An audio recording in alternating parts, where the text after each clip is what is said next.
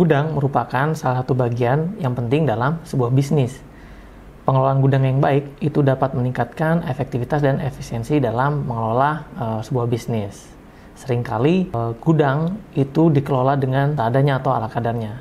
Nah, ada langkah-langkah sistem yang bisa digunakan dalam gudang. Mau tahu kelanjutannya? Tonton sampai habis ya.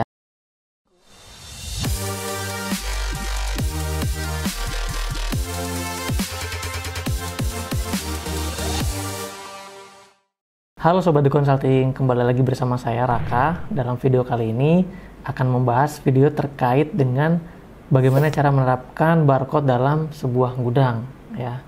Jadi sebelum kita masuk ke videonya, boleh dong like dan subscribe channel ini karena nanti kita akan sajikan video-video edukasi bisnis lainnya. Oke, karena ini temanya adalah penggunaan barcode dalam sebuah gudang, jadi kita perlu memahami apa sih barcode itu.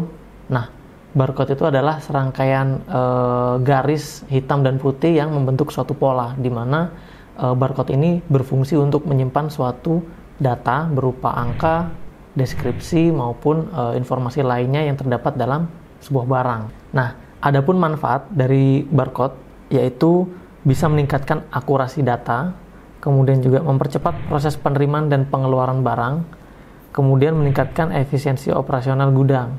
Jadi ketika kita menggunakan barcode, jelas untuk meningkatkan akurasi data ya. Jadi walaupun memiliki beragam jenis barang yang banyak, tapi dengan kode unik sendiri yang terdapat dalam barcode itu akan sangat membantu keakurasian data seperti itu.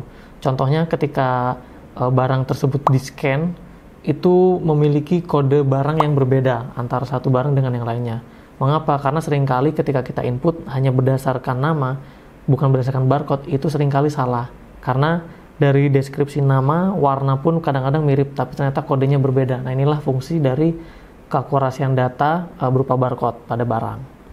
Nah, kemudian juga mempercepat proses penerimaan dan pengeluaran barang tentunya. Karena dengan kita langsung scan barcode, itu akan langsung otomatis muncul kode barang beserta deskripsinya dan informasi barang lainnya, seperti itu. Nah, selain itu, penggunaan barcode dalam barang ini juga dapat meningkatkan efisiensi dalam operasional gudang. Kenapa? Karena penerapannya ini dapat membantu seperti mengurangi waktu yang dibutuhkan untuk mencari barang, kemudian juga meningkatkan efisiensi dalam proses packing, dan juga efisiensi dalam proses inventory lainnya. Oke, berikutnya adalah langkah-langkah penerapan barcode. Jadi dalam kita menggunakan barcode itu sebenarnya ada langkah-langkahnya ya, mungkin bisa dipakai oleh Bapak Ibu sekalian. Jadi kita membagi menjadi 3 tahap, yaitu tahap persiapan, tahap penerapan, kemudian tahap integrasi ke ERP. Nah, nanti akan saya jelaskan satu persatu. Mungkin yang pertama yaitu terkait persiapan, merupakan tahap awal ya, tahap awal yang penting dalam kita menentukan atau menggunakan penerapan barcode ini. Jadi yang pertama ada analisis kebutuhan. Jadi yang perlu dilakukan adalah mengetahui jenis barcode ya, jenis barcode yang digunakan, apa saja yang akan disimpan dalam barcode, dan peralatan apa yang diperlukan. Kemudian pemilihan vendor. Nah, pemilihan vendor ini kita perlu melakukan pemilihan vendor terkait peralatan pendukungnya.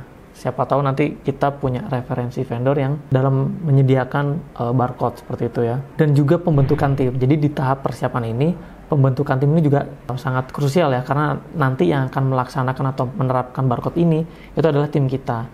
Contohnya bisa seperti admin gudang, staf gudang, kemudian IT. Jadi tim ini yang berkaitan dengan penerapan barcode itu tadi, seperti itu. Nah, yang kedua, tahap kedua yaitu penerapan barcode. Nah, di penerapan barcode ini meliputi pembuatan barcode, jadi barcode dapat dibuat sendiri atau dibeli dari vendor. Kemudian pemasangan barcode, jadi bisa dipasang secara manual atau menggunakan mesin. Kemudian pemrograman alat pemindai barcode, jadi alat pemindai barcode ini atau scanner ini juga perlu diprogram supaya bisa membaca dari barcode tersebut. Dan yang terakhir, pembelajaran penggunaan barcode. Nah, ini juga sangat penting yang tadi berkaitan dengan tim. Jadi staf gudang atau staf yang berkaitan tadi perlu dilatih untuk menggunakan barcode dan peralatan pendukungnya supaya lebih efisien lagi dalam menggunakannya. Nah, kemudian yang terakhir, tahap yang terakhir yaitu integrasi dengan sistem ERP. Nah, integrasi dengan sistem ERP ini semacam sinkronisasi atau menyambungkan dari barcode, kemudian pemindainya, informasi barangnya itu terhadap software atau sistem ya yang berupa ERP. Dan ERP ini pun juga bermacam-macam ya, nanti disesuaikan dengan kebutuhan perusahaan Bapak atau Ibu. Nah, penggunaan dan kaitannya dengan ERP ini nanti bisa digunakan terkait data pelanggan, kemudian data penjualan, dan data keuangan. Jadi, ketika nanti barang tersebut di-scan barcode-nya di kasir, itu sudah otomatis tersambung dengan sistem kita, yaitu biasanya sih terhadap penjualan ya, kaitannya seperti itu.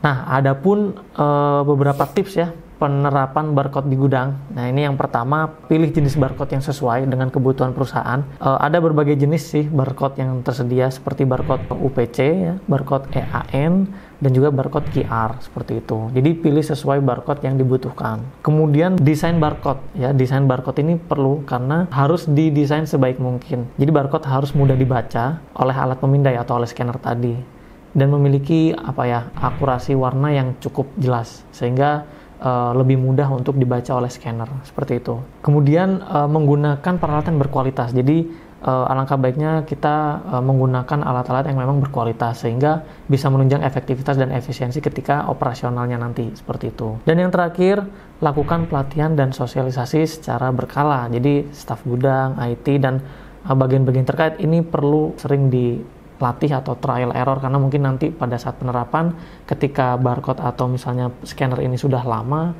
ada error atau apa, kerusakan, jadi si staff ini atau tim ini sudah bisa handle seperti itu. Oke, jadi itulah penerapan barcode dalam pemaksimalan barang di gudang, seperti itu ya. Jadi kesimpulannya adalah, yang pertama, pilih jenis barcode yang sesuai dengan kebutuhan, kemudian desain barcode dengan baik, kemudian gunakan peralatan berkualitas, kemudian juga melatih atau trial error ya terkait dengan tim yang nanti menghandle, dan juga penggunaan barcode ini tentunya untuk memudahkan operasional di gudang, baik itu pencarian barang, pemindaian barang, penerimaan keluar masuk barang, dan lain sebagainya.